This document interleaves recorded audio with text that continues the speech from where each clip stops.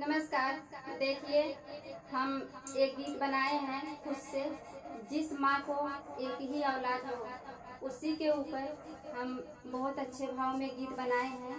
और हमारा गीत सुनिए और साथ में चैनल को लाइक और सब्सक्राइब जरूर करना। तो हमारा गीत सुनिए, आप सुनिए।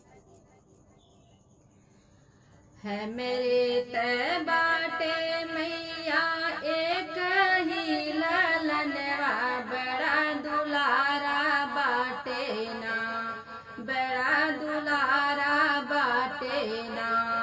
सबके आँखिया के तारा, बड़ा दुलारा बाटे ना।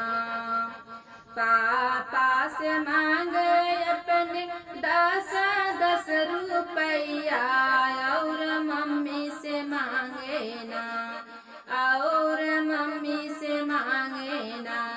मांगे 5-5 रुपया, बड़ा दुलारा बाटे ना। मांगे 5-5 रुपया, बड़ा दुलारा बाटे ना।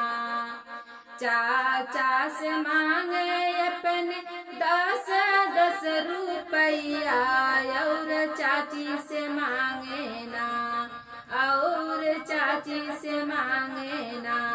मांगे 20-20 रुपया, बड़ा दुलारा बाटे ना।